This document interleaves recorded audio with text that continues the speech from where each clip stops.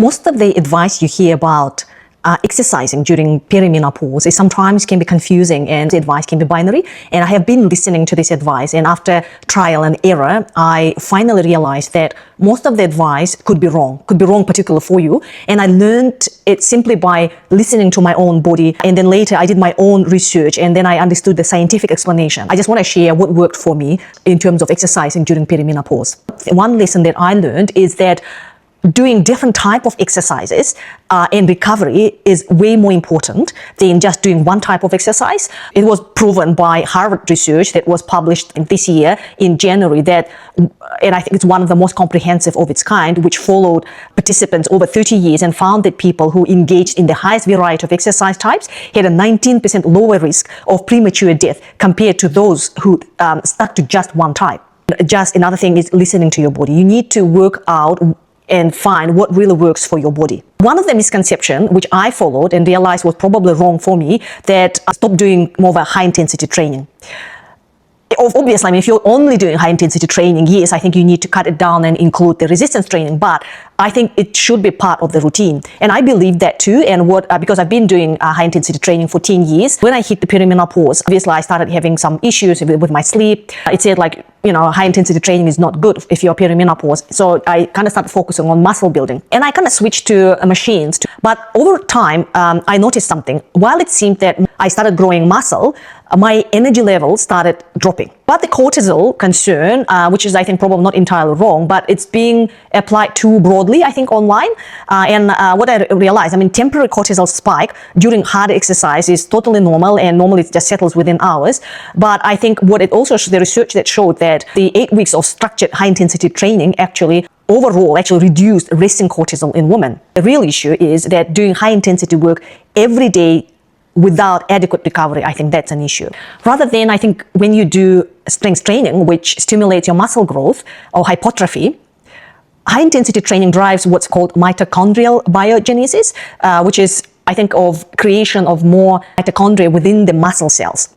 And because of that thing, there are a couple of benefits when you do high intensity training. One of these is you just feel less tired day to day, which I felt just simply kind of listening to my body, which makes total sense. The other benefit, obviously, your heart and blood vessels get stronger, your metabolism works better around the clock, even though I think there are some studies saying that maybe for some women in menopause, it may have an adverse effect, but I'm not really sure. It's really, I think the benefits of doing high intensity training for me personally, I think it's enormous, especially when it comes to energy level. Also, the other thing that's your blood chemistry improves. It decreases cholesterol that's linked to artery disease. And the most important part, which I also agree, are your brain benefits too, because improved cardiovascular fitness from high intensity training increases blood flow and oxygen delivery to the brain, and which is linked then to better mood, sharper focus, and obviously reduced risk of cognitive decline as you age.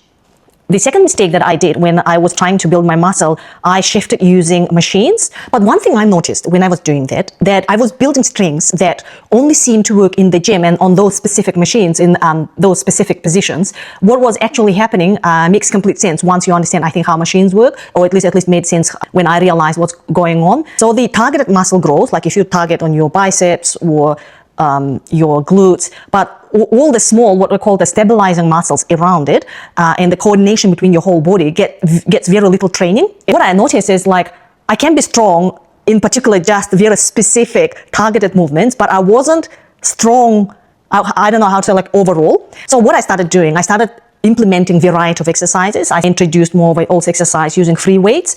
It's also strength training by the free weights rather than just doing machines, and also again introduced high intensity training as well. I kind of diversified my exercise routine, and I immediately saw the benefits, because once I started doing free weights and then high intensity training, when I again hit back to the gym with the doing machines, I was much stronger, way stronger. And when you do free weight training, I think what it does, it teaches your body to produce force while I think at the same time kind of balancing and stabilizing across many muscles once. And it's exactly how you use your muscles in your everyday activity, which is, I think, what's it called, functional strengths, which is probably much more, I think, useful long-term as you age. Perimenopausal women, it's very important that you introduce a strength training as well, especially resistance training and building muscle. Better to include the variety of exercises, not only one thing. What the research actually recommends, if you have to kind of prioritize, first, try to incorporate diversity of exercise, at least maybe 2 types of exercise.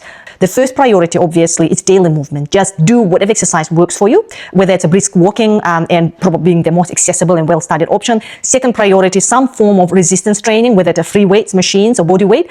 And the third option is 1 and 2 sessions of high-intensity training per week.